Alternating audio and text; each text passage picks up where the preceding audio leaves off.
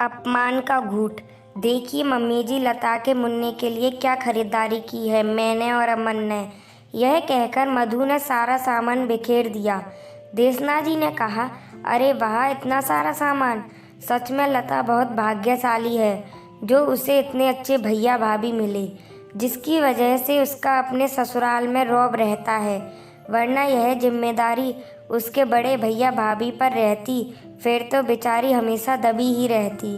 देसना जी ने यह कटाक्ष अपनी बड़ी बहू सोनाली की ओर देखकर कहा। देसना जी के 2 बेटे और 1 बेटी थी।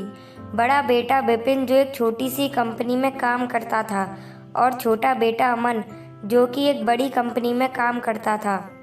बेटी लता जिसकी शादी हो चुकी थी। देसना जी के पति की आकस्मिक मृत्यु से विपिन को कम उम्र में ही अपनी पढ़ाई छोड़कर गृहस्थी का भार उठाना पड़ा, पर उसने अपने भाई बहन की परवरिश में कोई भी कमी नहीं आने दी। खुद तो पढ़ नहीं पाया, पर अमन को इस काबिल बनाया कि आज वह जहाँ पर है वहाँ तक पहुँच सके। लता की शादी भी विपिन ने ही करवाई थी। उसके पास ज़्यादा कमाई तो थी नहीं, और अमन भी उस वक्त नौकरी ढूंढ रहा था, इसलिए उसने कर्ज लेकर अपनी बहन की शादी को अच्छे से निपटाया। आज विपिन तो वहीं था, पर अमन के बड़े ही ठाठ थे। समय के साथ अमन की तनख्वाह और घमंड दोनों बढ़ गए थे। समय बीतता गया और दोनों भाइयों की भी शादी हो गई। विपिन की पत्नी अपने पति की हालत को देखते हुए बड़े हिसाब से चलती थी, पर अमन की पत्नी पति की कमाई पर खूब इतराती थी। देसना जी भी अपने छोटे बेटे और बहू की ज़्यादा तरफदारी करती थी। हालांकि उनसे कुछ भी छुपा नहीं था, आंखों पर पट्टी बांध रखी थी। देसना जी की बेटी लता के बेटे का मुंडन समारोह था, और आज उसी की खरीदारी करके लाए थे। मधु और अमन सब कुछ लेकर आए थे। देसना जी के ताने के बाद सोनाली कहती है कि माँ जी, आपसे हमारी हालत छुपी नहीं है, पर फिर भी बात बात पर आप हमें ताने देती रहती हैं। देसना जी ने कहा, हाँ, ताना ना दूँ तो क्या करूँ। जब भी तुझे और विपिन से कुछ कहो तभी तुम दोनों हमारे पास कुछ नहीं है कह के टाल देते हो। समाज बिरादरी में रिश्ते निभाने के लिए लेन देन भी जरूरी होता है। वह तो शुक्र मनाओगी तुम लोगों का यहाँ हमारे बीच रहकर सब कुछ चल जाता है, वरना अकेले रहते तो पता चलता हाथी के दांत का भाव। सोनाली बेचारी और क्या कहती। यह तो आज नया नहीं था उसके साथ। उसका पति अपनी कमाई से थोड़ा खर्चा ही दे पाता था, बाकी सोनाली सबके हिस्से का काम करके चुकाती थी। ऊपर से ताना मुफ्त मिलता था। बड़े ही दुखी मन से वह विपिन से कहती है, सुनिए जी, हर रोज अपमान का घूंट अब मुझसे नहीं पिया जाता है। यह रोज रोज अपमान की बिरयानी से अच्छा है 2 सूखी रोटी इज्जत की खाएं। विपिन ने कहा, हाँ मैं जानता हूँ सोनाली, पर मेरी जितनी कमाई है उसमें 2 बच्चों की पढ़ाई, घर का खर्चा ही मुश्किल से हो पाता है। फिर किराए के घर का किराया कहाँ से देंगे। सोनाली बोली, हमें एक छोटा सा कमरा भी चलेगा, फिर मैं भी बच्चों को ट्यूशन पढ़ाऊंगी। यहाँ तो पूरा दिन काम में ही निकल जाता है, फिर भी नाम तो छोड़िए, सिर्फ ताना ही मिलता है। मुझे इस घर में घुटन सी होती है। कभी कभी तो लगता है मैं इस घर में एक गुलाम मात्र हूँ। विपिन ने कहा, ठीक है, मैं देखता हूँ। कुछ दिनों बाद विपिन माँ से बोला, माँ, मैं अपने परिवार के साथ अलग रहने जा रहा हूँ। माँ ने कहा, देर से ही सही, पर तुझे अकल तो आई। अब तुझे पता चलेगा असल में घर चलाना किसे कहते हैं।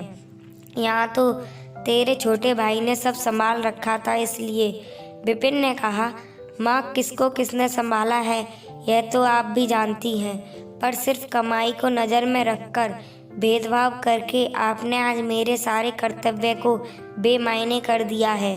बस इसी बात का अफसोस रहेगा, पर आप यह मत समझिएगा मैं आपसे नाराज़ हूँ। मेरे घर के सारे दरवाजे आपके लिए हमेशा ही खुले रहेंगे। इतने में अमन और मधु आकर कहते हैं, माँ क्यों जाएंगी आपके पास, उल्टे आप लोग ही 2 दिन में उल्टे पाँव वापस आएंगे। विपिन और सोनाली किसी भी बात का कोई जवाब दिए बिना बच्चों के साथ वहाँ से चले जाते हैं। एक तरफ सोनाली और विपिन अपने छोटे से संसार को संभालने में व्यस्त हो गए, और दूसरी तरफ सोनाली के घर से निकलते ही घर के ज़्यादातर काम देसना जी को मिल गए। जो ताना देसना जी को कभी सोनाली को देती थी आज उन्हें मिलते थे। सोनाली और विपिन को आटे दाल के भाव का पता चले या ना चले, पर देसना जी को उनकी अहमियत का पता चल चुका था। फिर एक दिन सुबह सुबह दरवाजे की घंटी बजी। मधु ने कहा, मम्मी मम्मी देखिए दरवाजे पर कौन है। ओहो, पता नहीं यह मम्मी का क्या करूं, किसी भी काम में फुर्ती नहीं।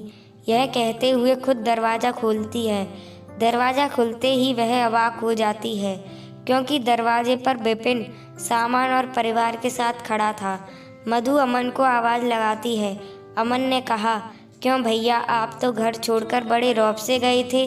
सब खत्म हो गया या पैसे खत्म हो गए? अब आपने यहाँ रहने का हक खो दिया है। पीछे से देसना जी कहती हैं, किसने छीना वह हक? तब अमन ने कहा, माँ यह क्या कह रही हो आप? क्या आप भूल गई हैं आपको छोड़कर गए थे? देसना जी ने कहा, हाँ यह गया था, क्योंकि एक माँ ने अपने बेटों में भेदभाव किया था। सच ही तो है, जब बच्चे माँ बाप को ना पूछें तो बच्चे को सभी भला बुरा कहते हैं, पर हर वक्त बच्चे गलत नहीं होते। कभी कभी गलत मेरे जैसी माँ भी होती है, जो सिर्फ ऊपरी चमक को देखकर उसी को अपनी दुनिया समझ लेती है और प्यार और सम्मान खो बैठती है।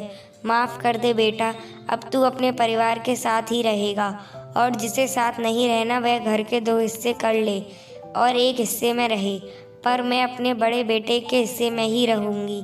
मैं चाहती तो यह घर सिर्फ विपिन के नाम कर सकती थी, पर मेरे बड़े बेटे ने ही मुझे सिखाया है कि माँ कभी भेदभाव नहीं करती। फिर देसना जी रो पड़ी और बड़े बेटे बहू से माफ़ी मांगने लगी। बेटे बहू ने देसना जी को सीने से लगा लिया। बोले, हमारे बड़े माफ़ी मांगते हुए अच्छे नहीं लगते। अब देसना जी अपने बड़े बेटे और बहू के साथ सम्मान के साथ जी रही थी।